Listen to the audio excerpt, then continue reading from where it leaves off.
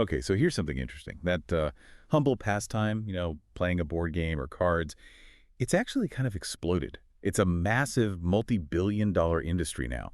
Maybe you've noticed it yourself.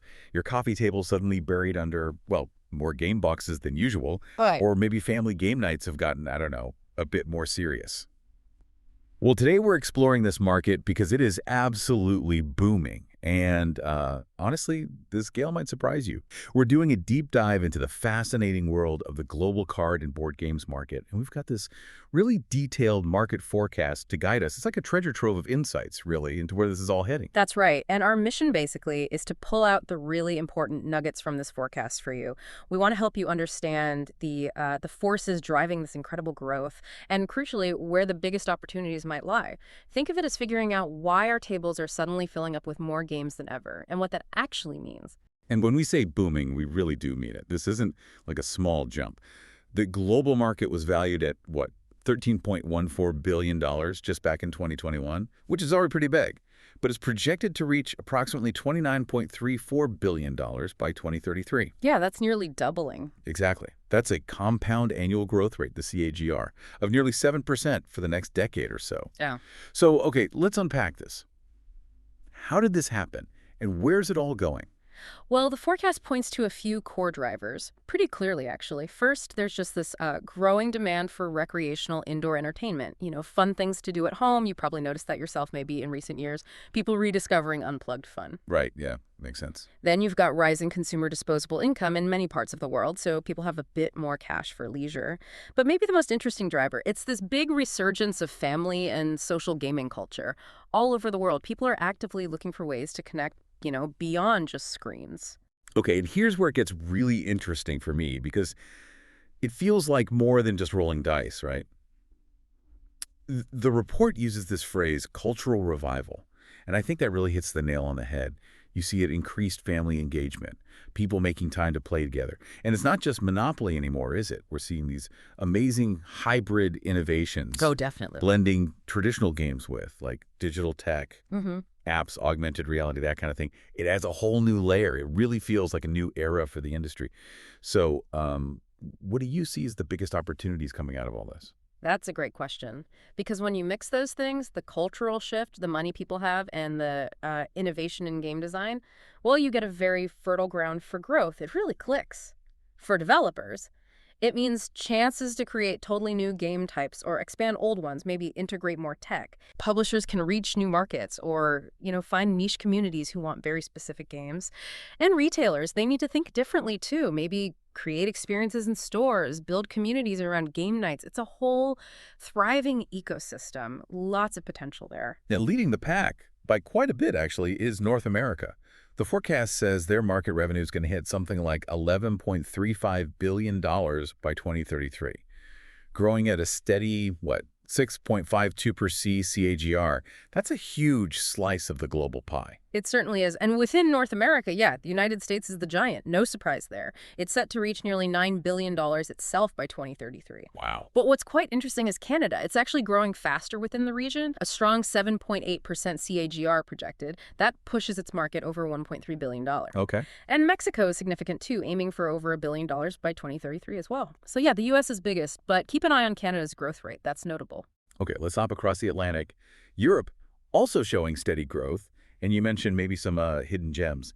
The market there is expected to reach over $8.15 billion by 2033, growing at 6.51% CAGR. So pretty strong, too. What are the key markets over there? Europe's a fascinating mix, actually. The UK, for instance, solid growth projected near $1 billion, but France looks quite dynamic, expected over $1.1 billion and growing faster at 7.31% CAGR. Interesting. Germany also looks robust, also forecast over $1.1 billion.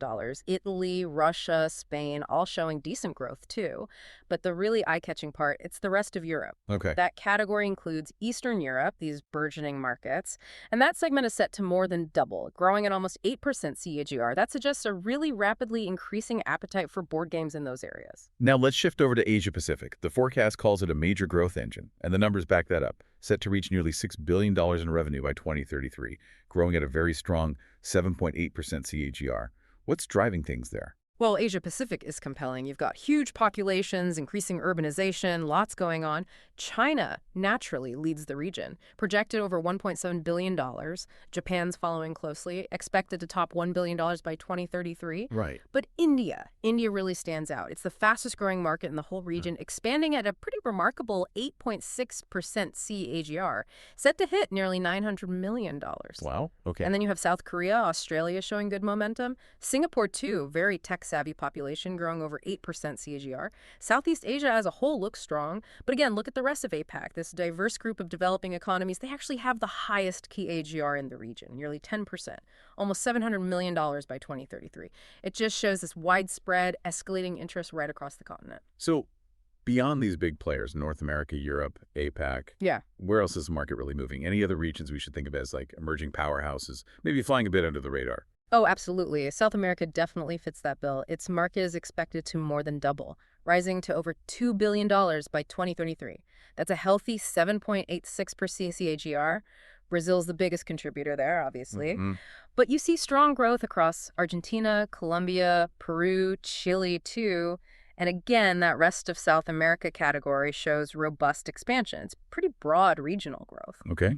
And what about the Middle East and Africa? Similar picture there. The Middle East looks like moderate but steady growth, forecast to reach over $900 million by 2033. Key countries there are Saudi Arabia, UAE, Egypt.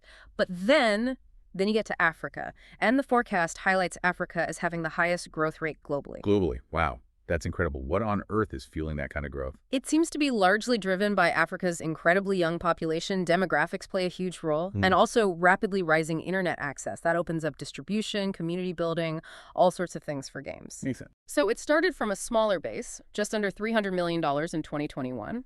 But the market in Africa is poised for truly explosive growth. Nearly $900 million projected by 2033. That's a CAGR of 10.39%. Just remarkable. Wow. Okay, so diving into Africa, Nigeria, South Africa are leading, right? They are the key players, yes. Forecasted for strong growth themselves. But you're saying there's more. Yes, because what's truly standout, again, is the rest of Africa.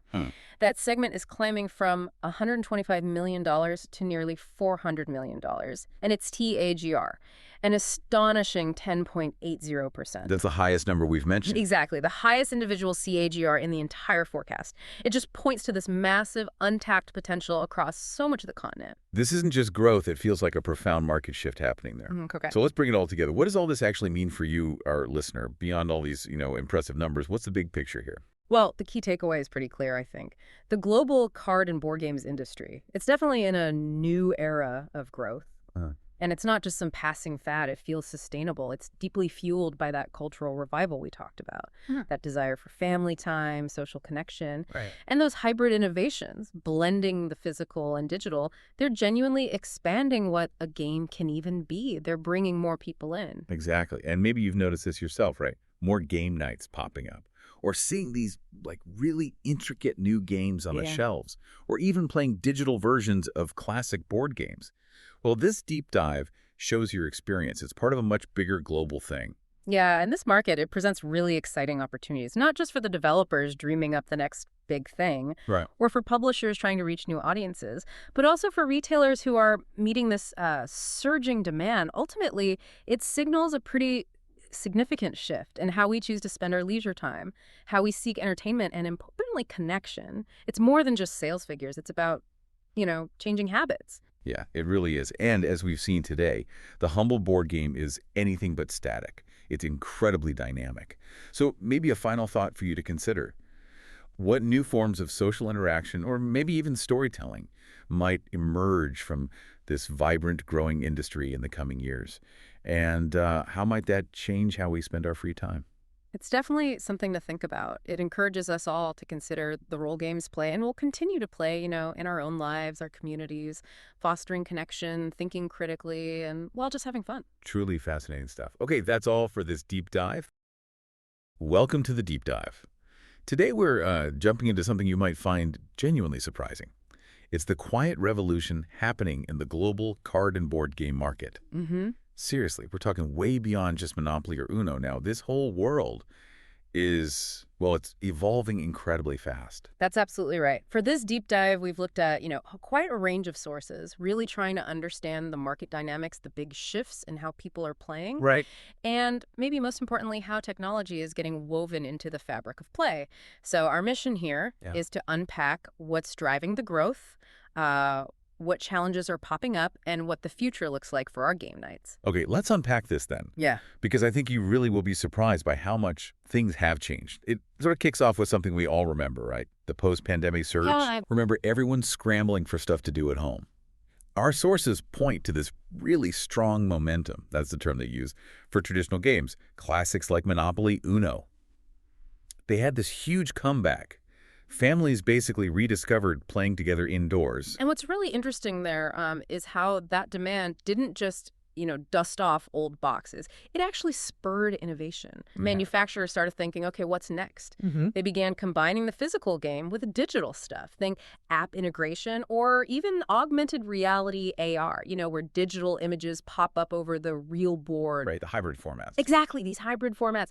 And it wasn't just a gimmick. It genuinely added new ways to play, things you just couldn't do physically. And crucially, it seemed to appeal to, well, both parents who remembered the old games and kids growing up with tech. It bridged a gap. So, okay, the pandemic was maybe the catalyst. Yeah. And these hybrid games were the first sort of big step. Yeah. But I guess the real revolution is how tech is changing the core experience itself, moving beyond just like a companion app. How deep is this actually going? Oh, it's going pretty deep. We're seeing this really rapid, almost seamless integration now. Yeah. It's everything from, those AR interactions happening right on the board Okay. to apps that act as scorekeepers or even like narrative guides that expand the story as you play. This digital blend, it's really boosted the interactivity. And this is key for the market. It's making these games appealing to younger players and opening up totally new markets globally. That digital side sounds amazing. Mm-hmm.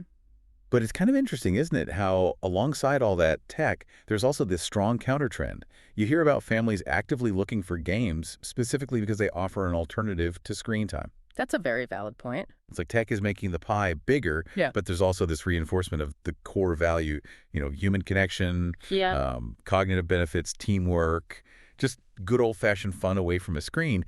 It feels like we want both, the innovation and that connection. Yeah. Right? So growth, innovation sounds great. But, well, it can't all be smooth sailing, can it? Every market has its hurdles. What are some of the big ones here? Absolutely. There are some notable restraints. One of the really big ones is simply the cost of making high-quality physical games. It's not like digital, where you code it once. Every single box needs materials, good artwork, durable bits and pieces, and then you've got rising costs for manufacturing, shipping. It all adds up. So that puts pressure on pricing, on margins, especially for smaller, independent designers. It's a real balancing act to make something great without pricing yourself out of the market. Plus, I suppose you still got massive competition from purely digital games, right? And maybe the challenge of holding attention spans, particularly with younger players, used to faster-paced digital stuff. Exactly. Those are definitely factors. Keeping players engaged in longer, physical gameplay is certainly a consideration. Okay, but looking ahead then, Yeah. what are the sort of key trends you see really shaping where this market is going next? Yeah, if we zoom out a bit, two things really stand out. First, it's that continued growth of the hybrid gaming formats we talked about. Right. We're seeing more blending of physical boards with AR, maybe even VR down the line. Wow, VR board games. Potentially, or just more sophisticated digital tools, leaderboards, that kind of thing, enhancing the tech side. But second, and this is really interesting for reaching more people, is localization. Localization? Yeah. Meaning more than just translation. Oh, much more. It's publishers actively designing games based on specific cultures, reflecting local stories, languages, heritage. It's not just swapping out text, it's about making the game feel personally relevant. And that drives inclusivity, personalization, and it's a huge way to tap into emerging markets where a generic theme might not land as well. It makes the game resonate locally. So wrapping this up, we've seen this market is surprisingly resilient. It's taken this huge technological leap, and it's heading in these really creative directions from, cutting-edge tech to these deeply personal cultural games. Which does raise a fascinating question, doesn't it? As these games become more hybrid, more culturally specific, what does that actually mean for how we'll connect with each other, how we learn, maybe even how we define play itself in the coming years? Definitely something to think about next time you're setting up for game night. Thanks for joining us on this deep dive.